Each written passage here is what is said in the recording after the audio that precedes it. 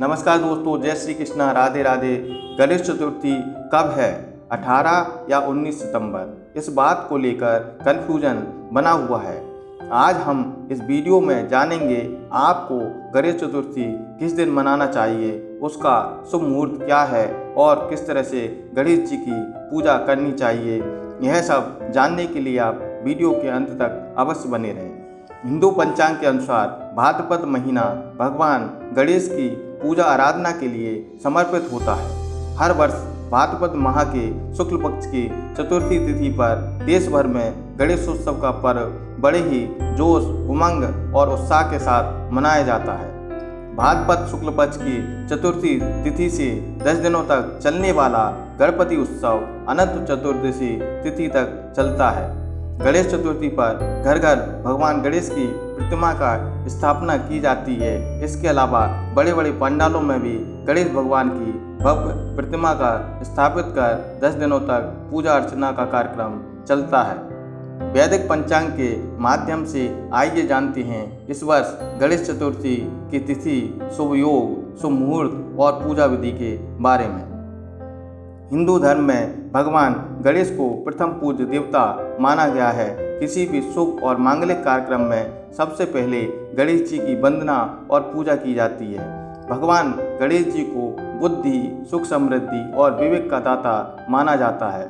धार्मिक मान्यताओं के अनुसार भगवान गणेश जी का जन्म भाद्रपद माह के शुक्ल पक्ष की चतुर्थी तिथि स्वाति नक्षत्र और सिंह लग्न में दोपहर के पहर में हुआ था।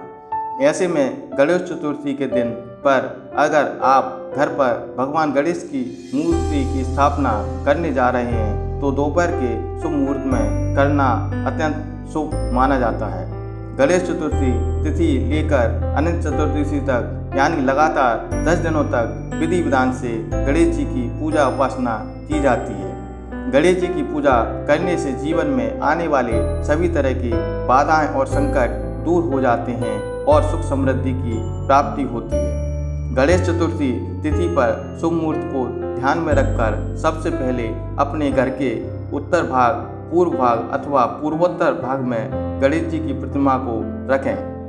फिर पूजन सामग्री लेकर शुद्ध आसन पर बैठें। पूजा सामग्री में दुर्वा, समीपत्र, लड्डू, हल्दी, पुष्प और अक्षत से भी पूजन करके गणेश जी को प्रसन्न किया जा सकता है।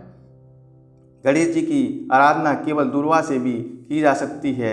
सर्वप्रथम गणेश जी को चौकी पर विराजमान करें और नवग्रह, कल्प षोडश, मालपुआ आदि बनाएं। चौकी के पूर्व भाग में कलश रखें और दक्षिण पूर्व में दिया जलाएं। अपने ऊपर जल छिड़कते हुए ओम पुंडरीकाक्षाय नमः कहते हुए भगवान विष्णु को प्रणाम करें और 3 बार आचमन करें तथा माथे पर तिलक लगाएं। यदि आपको कोई भी मंत्र नहीं आता ओम गम गणपतये नमः इसी मंत्र से सारी पूजा संध्या कर सकते हैं। हाथ में गंध, अक्षत और पुष्प लें और दिए गए मंत्र को पढ़कर गणेश जी का ध्यान करें। इसी मंत्र से उन्हें आवाहन और आसन भी प्रदान करें। पूजा के आरंभ से लेकर अंत तक अपने जिह्वा पर हमेशा ओम श्री गणेशाय नमः, ओम गम गणपतये नमः मंत्र का जाप अनवरत करते रहें। आसन के बाद गणेश जी को स्नान कराएं। पंचामृत हो तो और भी अच्छा रहेगा और नहीं हो तो शुद्ध जल से स्नान कराएं। उसके बाद वस्त्र, जनेऊ, अक्षत, धूप, दीप, नैवेद्य, फल आदि को जो भी संभव हो यथाशक्ति उपलब्ध हो सके उसे चढ़ाएं। पूजा के पश्चात इन्हीं मंत्रों से गणेश जी की आरती करें। पुनः पुष्पांजलि हेतु गंध, अक्षत, पुष्प से इन मंत्रों ओम एकदंताय विद्महे वक्रतुंडाय धीमहि तन्नो दंती प्रचोदयात् से पुष्पांजलि अर्पित करें। तत्पश्चात गणेश जी की 3 बार प्रदक्षिणा करें। सनातन धर्म में गणेश चतुर्थी के पर्व का विशेष महत्व होता है। वैदिक पंचांग की गणनाओं के मुताबिक इस वर्ष भाद्रपद माह के शुक्ल पक्ष की चतुर्थी तिथि शुरुआत 18 सितंबर 2023 को दोपहर 2:09 पर होगी। वहीं 19 सितंबर 2023 को दोपहर 3:13 पर चतुर्थी तिथि समाप्त हो जाएगी। ऐसे में उदय तिथि के आधार पर गणेश चतुर्थी और 10 दिनों तक चलने वाला गणेशोत्सव की शुरुआत 19 सितंबर को रहेगी। आपको इस समय शुभ मुहूर्त का भी विशेष ध्यान रखना है। इस वर्ष गणेश प्रतिमा की स्थापना का शुभ मुहूर्त 19 सितंबर को सुबह 11:07 से दोपहर 1:34 तक रहेगा।